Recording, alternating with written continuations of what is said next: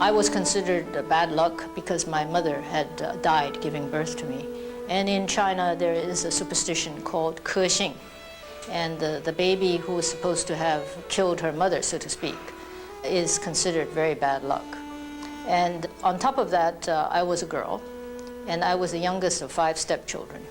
So really, as far as the caste system in our home was concerned, I was considered the lowest of the low.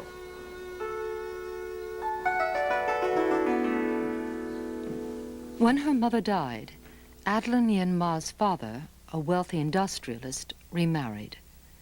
His new wife, a beautiful Eurasian woman, rejected Adeline. Over the years, her stepmother turned the rest of the family against Adeline, and she became an outcast from her own family.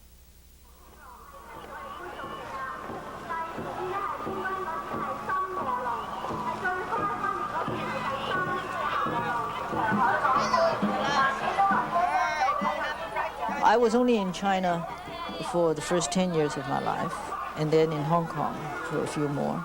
But I suppose those are the years that mold a person and leave the deepest impressions.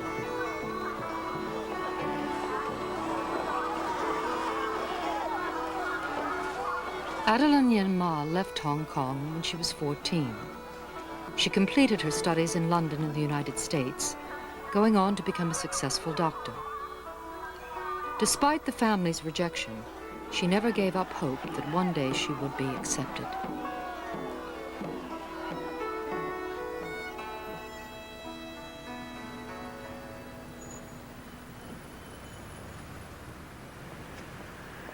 When her stepmother died in 1990 and cut Adeline out of her will, Adeline's sense of betrayal inspired her to write a book about her life.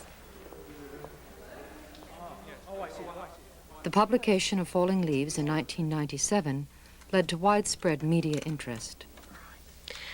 Adeline Yen Mah was born in China in 1937, the daughter of an affluent businessman. Her great-aunt was one of China's most independent early feminists, refusing as a little girl to have her feet bound and founding the well-known and highly successful Woman's Bank of Shanghai. But despite her strong-willed antecedents, Adeline, the youngest of 5 children, was to become the unwanted Chinese daughter. In her description of her childhood in Falling Leaves, she portrays herself as lower than the family dog. Adeline, that is an extraordinary description. The emotional story of an unwanted daughter growing up in the prosperous Shanghai of the 1940s struck a chord with many people. When I was a child, still in primary school in Shanghai, I hope that my book will reach out to many readers all over the world, especially to those who have been rejected or felt downtrodden as a child. There were 7 children in our family, 5 from father's first wife and 2 from our stepmother. From the earliest years to which my memory reaches, I have been treated with contempt by my parents and siblings. My only friend was my Aunt Baba, the older sister of my father. Waiting for my Aunt Baba to come home from her mahjong games, I used to weave fantastic stories in my head to take myself away from the awful reality of my daily existence, and dream of a time when I could blurt out to the world all that was buried inside of me. I wanted to harness my outrage and my sorrow into doing something positive. The result is Falling Leaves. The story Falling Leaves is really 2 stories. It is the story of Adeline Yen Mah, and it is also the story of China. And those 2 journeys proceed side by side. Sometimes they overlap and sometimes they are quite separate. What is remarkable to me, as somebody who does not know much about China's literature, is that this is a universal story too, Adeline Yen Mah.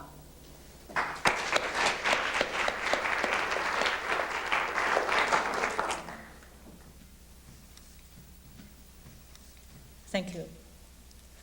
I know very well that in revealing my past, I have broken many taboos entrenched in Chinese society for the last 2,500 years. The title of my book, Falling Leaves, comes from a Chinese proverb, 落叶归根, which means falling leaves return to their roots. The proverb tells us that as we get older, We tend to go back to our beginnings. It also symbolizes the return of the wandering child to her ancestral home.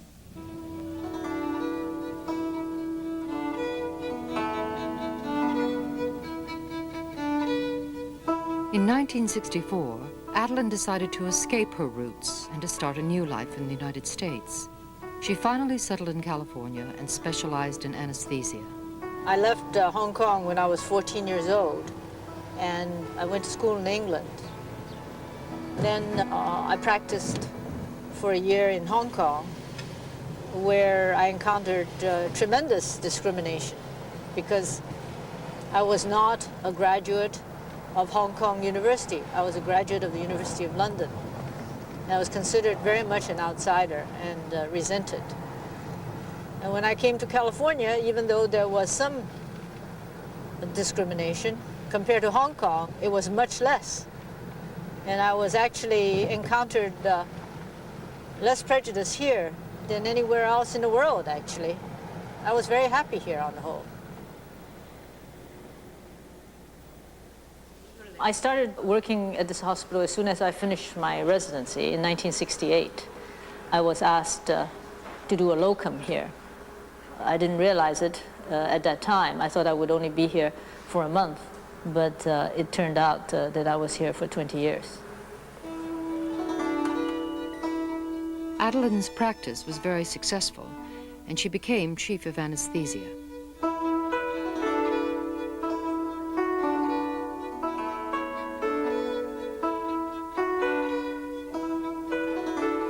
But Adeline could not forget her roots, and in 1994 she decided to give up medicine to spend more time writing her book. I haven't read the book, and I've started to read it many times, and I know it really saddens and hurts her that I haven't read the book, but when I read about her as a little girl, and I read about how she was at boarding school and how no one loved her and she was alone and lonely, it makes me very, very, very sad. And it's almost like I can't bear to read it because that's my mother.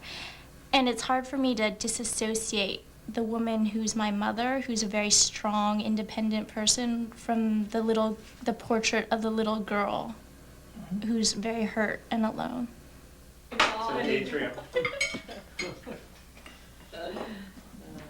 There is this emotional linkage with the motherland, so to speak. I don't remember. Perhaps it's the food, culture. It's all very evocative. I do have a lot of feeling towards China. I think she's much more westernized from growing up in Hong Kong and also going to school in England and living here in the United States for the majority of her life. I wouldn't characterize her as being traditionally Chinese. I actually disagree. I think that at her heart there's very much a yearning for China.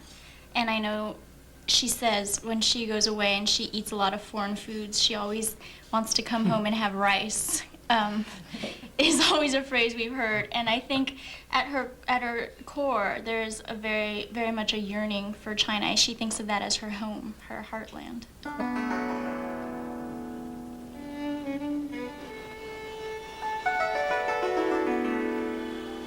People ask me, where is your home? And now it's become very difficult to answer. But I do have strong feelings towards Shanghai. This is where, so to speak, I was made. And what I became afterwards arose from those few years that I spent here.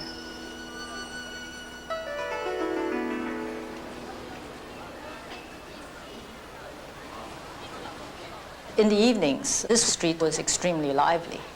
I used to see my father and my stepmother Nyang dressed up very elegantly.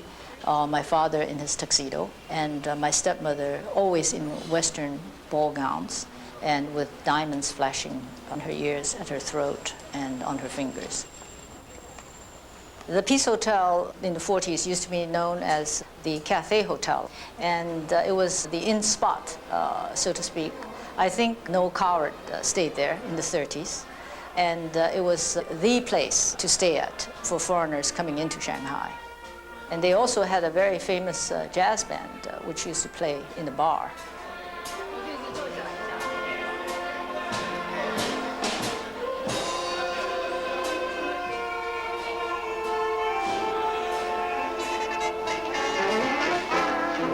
I'm in dear old Shanghai, and I'm dancing, sweetheart, with you. And try in dear old Shanghai, when I'm in my arms. Of course, we are all shaped by history, and Shanghai was the major port in China during the 19th and the first half of the 20th century. And it was the gateway into China and really the window to the rest of the world. And growing up, a lot of us, we learned English from a very early age. And we were familiar with both Eastern and Western cultures.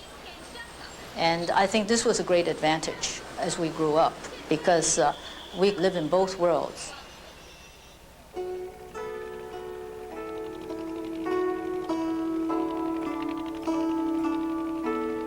It is a very poignant city for me. I think I have more emotion towards Shanghai than anywhere else in the world, even though I only lived here until the age of 10. But I suppose the first 10 years of your life are the most important and leave the deepest impression. My book, 落叶归根, a lot of it takes place in this very house. This is the back entrance to the house. When I was a child, I used to walk home every day from school, and we were not allowed to enter the house through the front entrance because my stepmother reserved that for important guests. And we were supposed to come home through the back entrance, which is this way. And I would walk up the stairs every day. I don't remember opening my mouth once during any of the meal times. I actually sat in silence and terror. This is the balcony attached to my grandfather Ye's room. And I used to play here for hours. I always felt very comfortable here because my grandfather and I had a very close relationship. And we used to play a lot of Chinese chess together in this very room. And this was the room that I shared with my aunt, Aunt Baba. And this was my sanctuary. We had a writing desk right here against the window. And I remember spending hour after hour here practicing calligraphy and also writing my compositions and reading my books, which I loved. This room holds a lot of memories for me.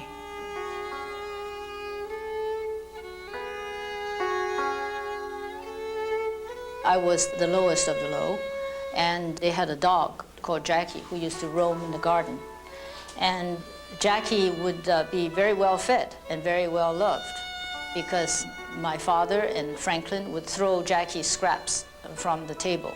And I remember quite a few times in my room, really quite hungry sometimes, looking at Franklin throwing his scraps to the dog and closing my eyes and wishing with all my heart that when I opened them again, I would be the dog and the dog would be me.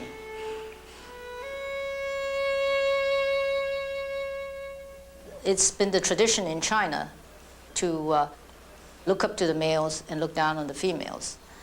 In fact, this is known as 重男轻女. And the attitude probably arose from the teachings of Confucius, who lived 2,500 years ago. And his writing was very much revered for the last 2,500 years. And Confucius had proclaimed that when a woman is born, she should obey her father. When she marries, she should obey her husband. And when he dies, she should obey her son. So essentially, women were supposed to be second-class citizens as long as they lived. And Confucius had also declared that only an uneducated woman was virtuous. So for thousands of years, Chinese parents deliberately did not educate their girls, their daughters. This is the lane that I would take every day, which will lead on to Avenue Joffre, walk then along Avenue Joffre to go to school. When we first arrived, it was still under French Vichy administration. And a lot of the stores had bilingual signs, which were in Chinese and French. And the pavements used to be bustling with pedestrians, some of them very elegantly dressed. The streets were filled with motor cars, intermingling with pedicabs, rickshaws, and carts. So it was a mixture of old and new. And the cars were the latest models, often chauffeur-driven.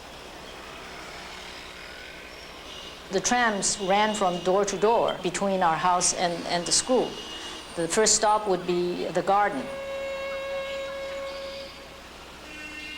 This neighborhood was considered rather elegant, but at the same time, there was a lot of poverty. Along tree-lined Avenue Joffre, you could see beggars, often little children in rags, foraging in the garbage cans for something to eat. And some of them were forced to peel the bark off the sycamore trees in order to fill their stomachs. And often during the early mornings, when I walked to school, I used to see little babies wrapped in newspapers, left in doorways to die. And you knew that those babies were invariably girl babies, because even the poorest families found a way to house and feed their sons. And I used to walk past them with eyes averted, because obviously there was nothing I could do. All I could think of was that I hope this doesn't happen to me.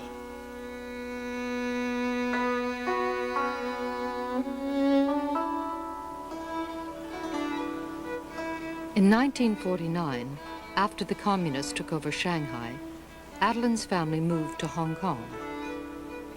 A lot of the Shanghai entrepreneurs went to Hong Kong and helped build up the industry and the commerce in Hong Kong. Today, Hong Kong is much more prosperous than Shanghai. And a lot of the Hong Kong people have replaced Shanghai to a large extent as the window to and out of China. Adeline's memories of her time in Hong Kong were an important part of her book. The car was saturated with the scent of my stepmother's expensive perfume, making me dizzy with premonition. To my amazement, the car stopped in front of the elegant Peninsula Hotel.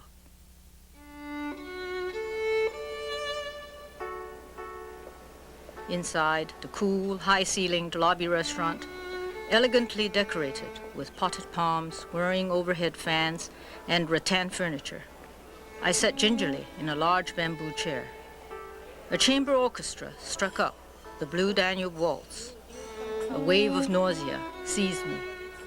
I longed to escape to the bathroom, but sat glued to my seat.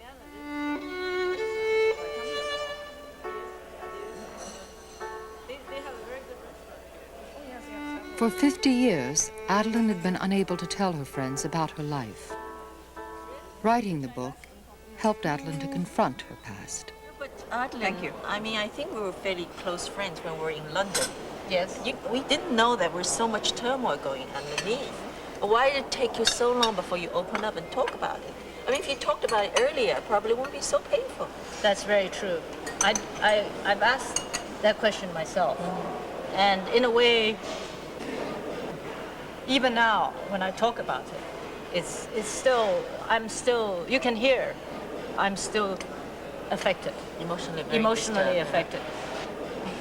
It was, I suppose, all my life, I miss my mother, whom I never knew. It was photographed, I never saw. And in a way, It's been a lifelong search for my mother. That's what my life has been all about. And it's something that you don't want to reveal because it's because I never found her. And it was impossible for me to talk about it in those days. Sorry, Jean. Also, I wanted to keep up this facade that I came from a loving family, because somehow psychologically it was important to me to believe that. And yes, I never said anything. And I always pretended that everything was fine and that my parents loved me. But when my stepmother died, and I had all the sorrow inside, because I realized that I would never get her approval. And she died without my ever having her approval. How come your father let your stepmother do all that to you? I have a theory, because he was cruel not only to me. They were most unforgivably, they were cruel to my grandfather, my father's father. That to me was the most painful thing, because even as a child, I knew that one day I would escape. But I knew that for my grandfather, the years were numbered, and that they could treat my grandfather that way. I still find it difficult in my heart to forgive my father. You must remember that my father grew up in a Shanghai that was still under foreign domination. He grew up in a French concession. And quite honestly, I think he felt that the French were superior. You mean that's why he chose your stepmother, because Yes. she's half French and she has this superiority? Exactly. Unfortunately, I think he allowed his behavior to be colored by her throughout his life. And whatever she told him to do, he did. She was very beautiful. And even though she was half French, she called herself French. Her last name was Prosperous. And she always said to people, I'm French. And he introduced her very proudly as my French wife.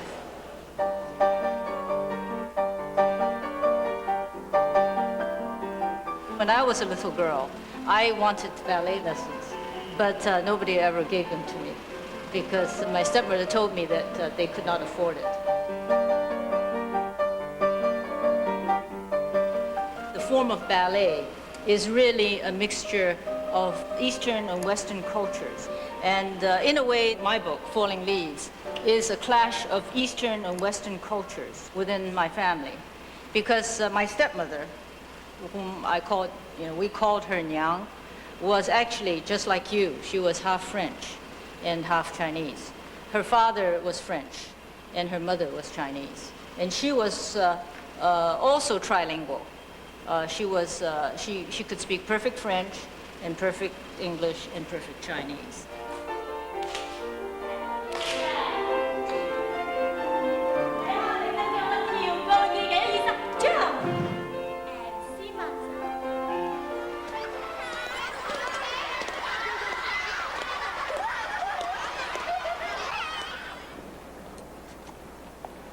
The 3 years that I spent in Hong Kong, between the ages of 11 and 14, I was literally a prisoner at the Sacred Heart Convent.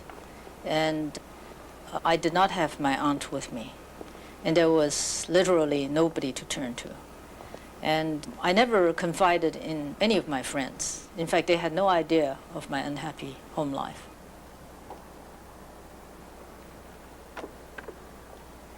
To go back there, to meet my friends, and to talk about the past, but completely openly. And to have them read the book and understand. It was emotionally shattering in many ways, but it was also extremely uplifting. From the balcony. I tend to be an optimist. I had to be an optimist, otherwise I would not have survived. To people my age, history is not some piecemeal hearsay event placed together into canvas, so to speak. It is a palpable, living, tumultuous series of happenings which I personally experienced. All my life, I wanted to be accepted by my parents. And in fact, Falling Leaves describes the striving of all 7 of us for the approval of our parents. And it ends with my father's will and my stepmother's will, were like their messages to us from beyond the grave. Adeline's final rejection by her parents inspired her to write Falling Leaves. The book is a personal story of an unwanted daughter searching for approval, but it's also about the position of women in China. Obviously, my book describes the status of women in China. We all grew up in roughly the same era. Do you think it's changed at all, the attitude towards women in Chinese society in Hong Kong? Now? Yes, now. It changed a lot. Completely. In what way, Betty, do you think? In what way? Well, like in our days, right? Yes. We were more or less the unwanted children, the unwanted daughters, including myself. My mother cried when I was born. What about when your parents died? Are they still alive, Betty? My mother died when I was 7. That's why I went to boarding school. I see. And your father, when did he die? Betty? Oh, not much later, when I was already an adult, yeah. Now, in his will, did he leave the same for you and your brothers, or was it very different? In my mother's will, I was very, very lucky because I was given a good proportion, and I considered myself very lucky. Even though it wasn't as much? No, not as much, but I was very, very happy already because he always told me I was considered very lucky in a Chinese family. Because being a daughter. Nothing was left to me. A will is a very powerful document because it's really a balance sheet of the feelings of your father and mother towards each of us. It is the last and final letter that he or she writes to you from beyond the grave. And there's nothing you can do about it, essentially. There's no further dialogue possible. You cannot explain. You cannot protest. And if the message is a total rejection, it hurts. It's not the money as such. It is the fact that you never belonged. That's right. And you had no place in their heart. Yeah. And I As think if, you're nothing. You're nothing. Exactly. Exactly. Recently, one of my relatives said to me that lots of Chinese women have had it much worse than me. Compared to them, my submissive silence is exactly what I wish to alter. How can change come about when no one speaks out? I would like my epitaph to read, "Here lies Adeline Yen Mah, author of Falling Leaves. She was Chinese, and she dared to tell the truth about her family."